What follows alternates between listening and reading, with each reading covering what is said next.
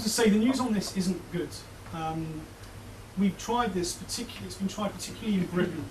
I think some of you will perhaps remember a cartoon that appeared in The Independent of Ariel Sharon eating a Palestinian baby, which was thoroughly offensive and anti-Semitic in most of our minds.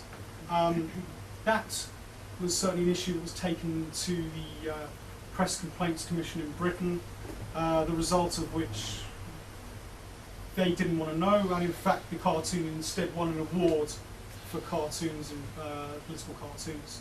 So that didn't work.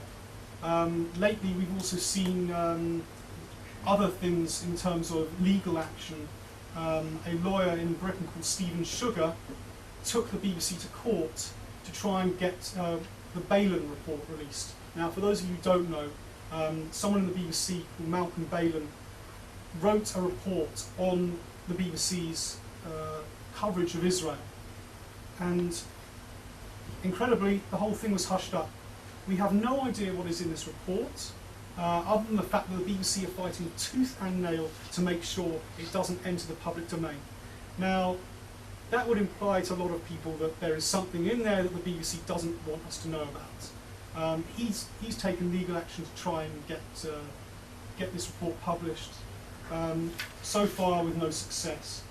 I've also been in contact with organisations. I mean, I apologise for using the British model for this, but at the Zionist Federation, for example, where we actually discussed the possibility of taking certain things to press complaints, and again, it simply hasn't worked. I don't want to sound defeatist, but unfortunately, perhaps it's also an effect of the drip effect in Europe and Britain of a media that influences other institutions and organisations. But I honestly don't think someone on a press complaints council or any organisation like that even knows what they're looking for anymore. I just don't. I think we've reached the point now where things that you just wouldn't have been dreamt of, you wouldn't have dreamt of seeing in the media about questioning Israel's very right to exist, for example. These things, 10 years ago would have caused a storm. They still cause a storm now. However, they're part of the supposedly acceptable discourse in certain circles. And unfortunately, this is the point where we're at. I don't think we're going to be able to go down this road unless there is a groundswell of public opinion that pushes these issues in the background. And I was talking about the BBC before. This is why I think it's important to broaden the umbrella to make sure that other people also do this, because we've seen recently the BBC have been under immense pressure for other aspects of their reporting. So pressure can work, but it's a question of making sure enough people are doing things. And I mean, look at numbers. The BBC seems to believe that if 5,000 people write 5,000 pro-Arab letter writers write something, and they receive 3,000 from pro-Israelis, that they are relatively balanced. Well, come on, guys. Let's look at how many Muslims there are in the world compared to how many Jews, how many Jewish states there are compared to how many Arab states. If this is what the BBC thinks is balanced, then someone's living on a different planet. The first part of your question, about the problem that's emerging in the Jewish world, right. I mean, and the Jewish media. Right. Jewish media, that's a very difficult issue, and certainly, did you say there was someone from Haaretz here? Yeah. Yes. Hi. Now okay. I'm not going to offend. Hopefully, I'm not going to offend anyone. Although I'm sure you're aware that our colleagues at Camera have been very, very vocal about Haaretz's reporting, for example. Describing Israel as an apartheid state. Right. Now, this is an extremely difficult issue. Camera have run with it. Honest Reporting has taken a conscious decision at the moment, and perhaps you'll disagree with this, not to run with these things. Number one, because simply I don't like to duplicate what Camera's doing, for example, but also there's the wider issue. does one air one's dirty laundry in public? Obviously, a lot of the foreign press can get some of their worst stories straight from the pages of Haaretz. Even things like in Britain, the Jewish Chronicle takes a great deal of pleasure in publishing people who are not necessarily within the consensus or the mainstream. However, at the moment, we've decided we're not going to deal with Jewish press, particularly not Israeli press. Not only is it, I mean, I think if we were to deal with Israeli press, we'd also have to deal with actual Hebrew language press, and we would need far more resources to do that. Apart from the fact that my Hebrew would have to improve by 1,000%, not to mention other people in the organisation. But Haaretz is an English edition. Yes, of course. And of course, we see the Haaretz English edition as well. We read the Jerusalem Post, Ynet, which I'm afraid to say I hear is going to be shut down extremely shortly. I'm especially disappointed about that, as I know certain journalists there on the English language sites have pushed certain stories about sort of media coverage and certain Hasbara issues. So that's certainly a great loss. But I'm going to leave it at that and say no, we're not going to do it. But again, if people want to try and push this issue, they're more than welcome to do so, and we can have a good tete-a-tete afterwards. I suggest we do now one round with the three people who have asked questions. It's Erik Kahn, Ashley Perry, and David Zohar, and then we close. Erik first, then we take Ashley's questions, and then those of David. Okay, first of all, I want to go on the line of the young students that we have problems in all over the world, and just to let you think a point that was always discussed between PR people about Israel. The question is, when we are explaining things that's happening in the present, do we go to the past, or do we deal with the thing in the present? Now, when I'm saying go to the past, is how the state of Israel was established. When I was in Belgium dealing with the Prime Minister Sharon, I saw a terrible ignorance by journalists. They knew that we invaded into Israel. There was no United Nations resolution about coming to Israel, etc. And when I was dealing with youngsters, with students, and when I was starting from the beginning, it was much easier for them to understand what happened now. It's very difficult to explain what we are doing in the territories from today, because many people say it's wrong, the people, Palestinians, are suffering, etc. When you start to show what happened from the beginning, how things were developed, then those students understand it much better. So this is one thing that I would like to tell you, because there was always discussion. I know that in the foreign ministry we had a discussion, well, don't go there, what was it, was history, deal with the things now.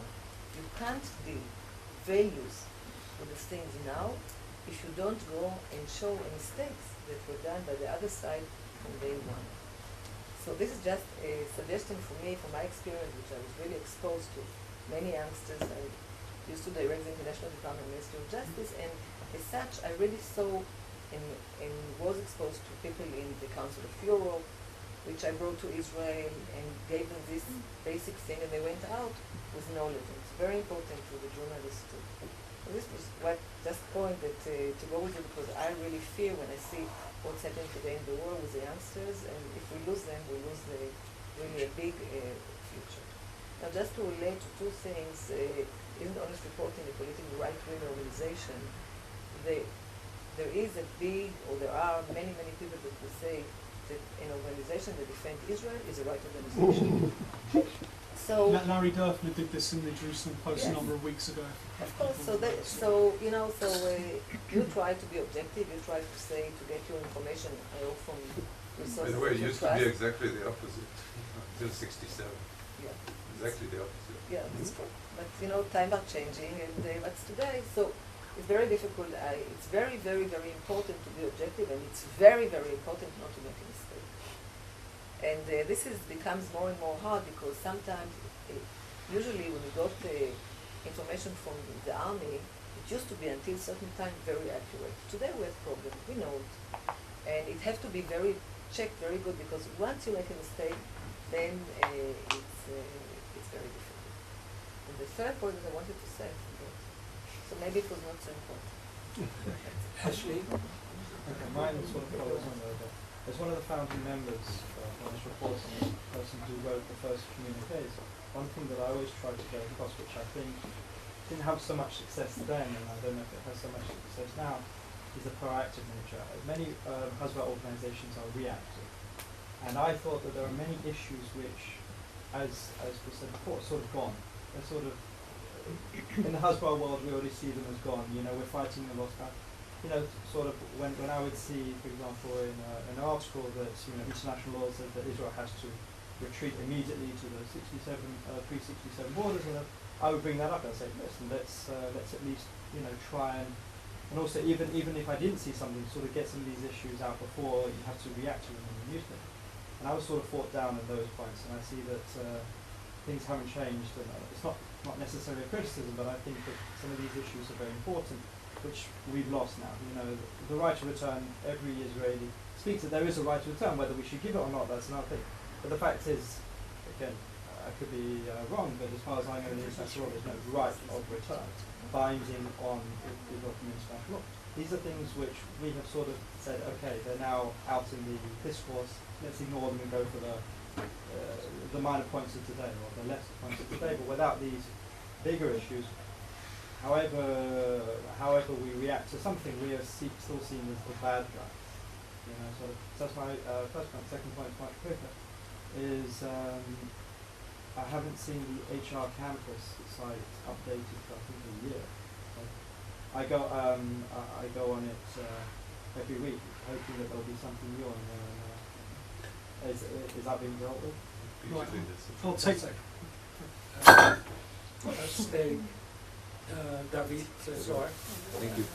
Well, for better or worse, I spent a few years working on the official side of Hasbara for the Israeli Foreign Office, and I was wondering, since you mentioned your difficulties of collating material from around the world, perhaps you are unaware, and that would be tragic if so, every single embassy and consulate sends a daily press report to Jerusalem, which is very extensive, covering all the media, written and broadcast media, and that comes into the press division and the Hasbara, and copies go to Dover Tzahal and go through the entire official network. Now, if you're not plugged into this information, which is not classified, it's a tragedy, because you should know about this, and it would probably take a great strain off your own workers, because they would have another source to back up with raw information of what is being said and written and broadcast around the world, and that pours into Jerusalem torrents of material every day by computer.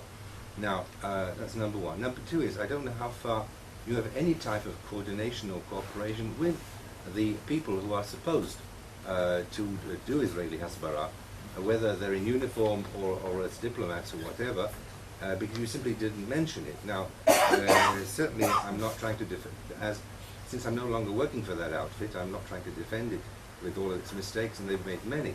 But the question is, there is manpower, there is a machinery available, and common sense would dictate that all the Jewish people who are working on the same front of Hasbara should at least know about each other, if not cooperate.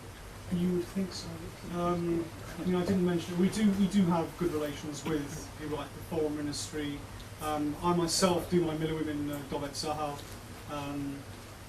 Perhaps the less said about that, the better. We also have relations with various embassies. Just the other week, Alan Baker, the ambassador in Canada, sent us some stuff.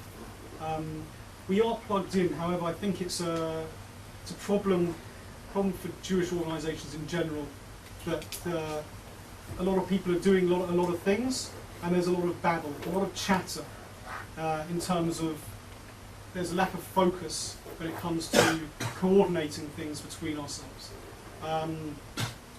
I know that things are getting better.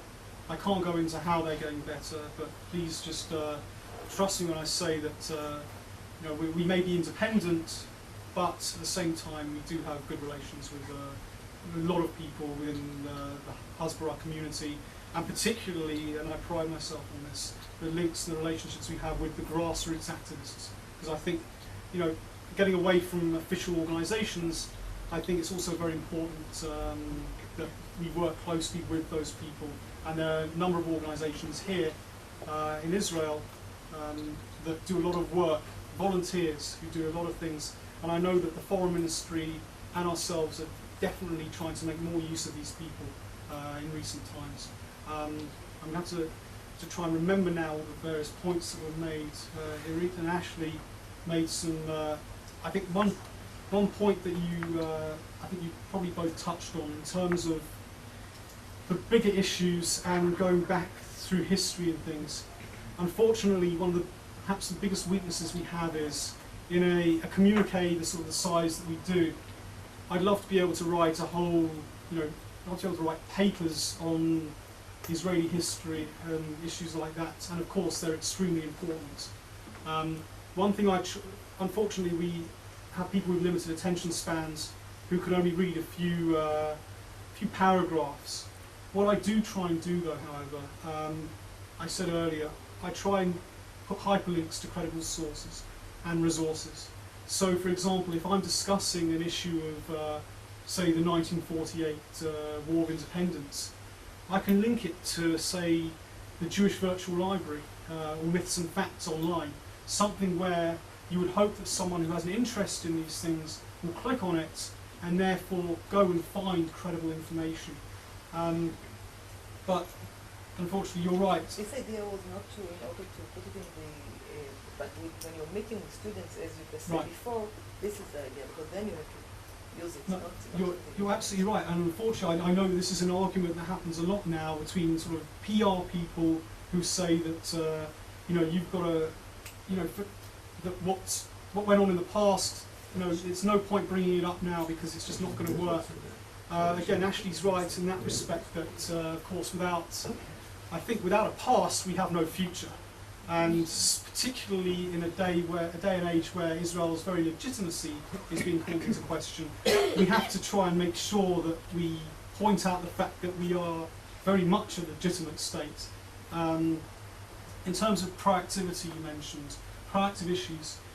I think there's a very blurry line there now, because what I try and do, I like to do proactive things, but I like to try and find a hook. So it may be that a particular article appears in a very, how do we put it, a lesser newspaper somewhere.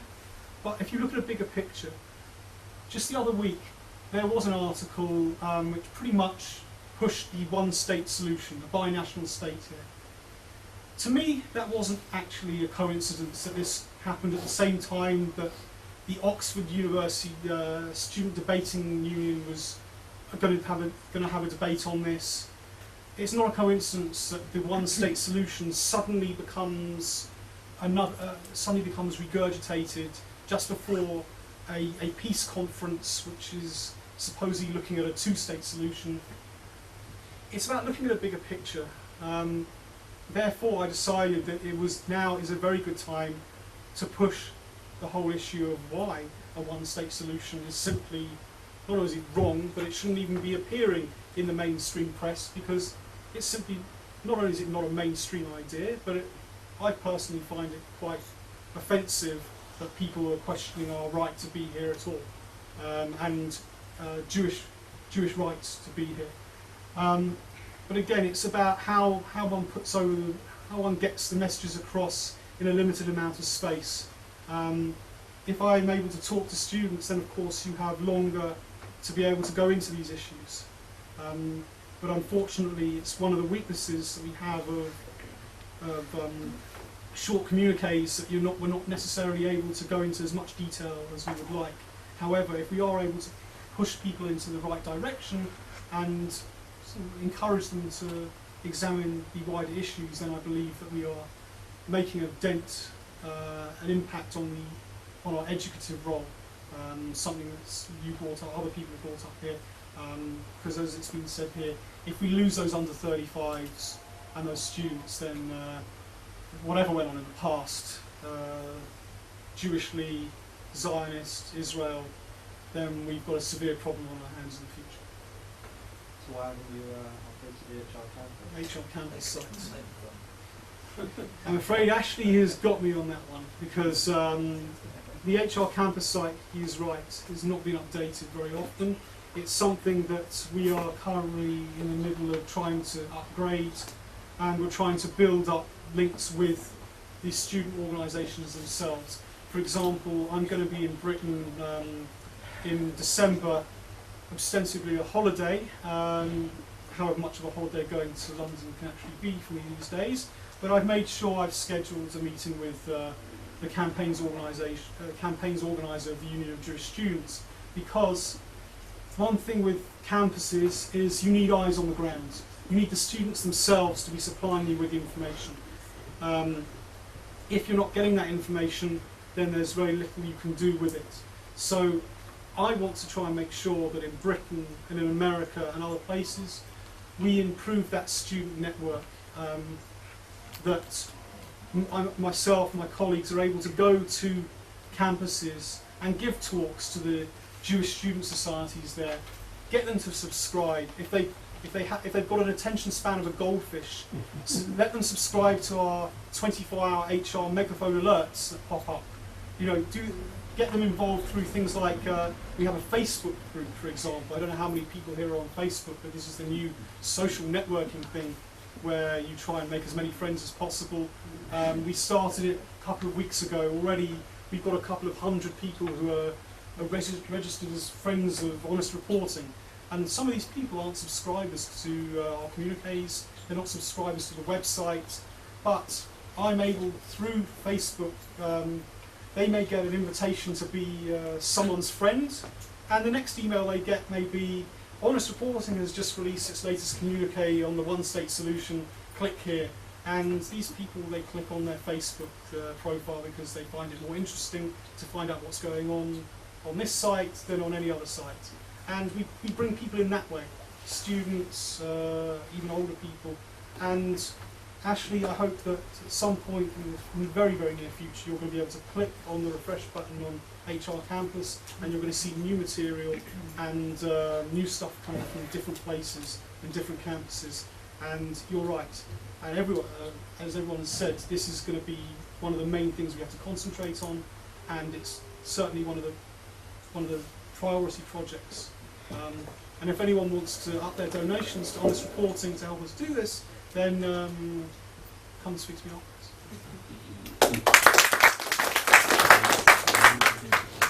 Simon, thank you really very, very much for an excellent lecture on your excellent work. Next lecture, Sunday, 18 November, Professor Stephen Cohen on American Jewry. Get it in yours.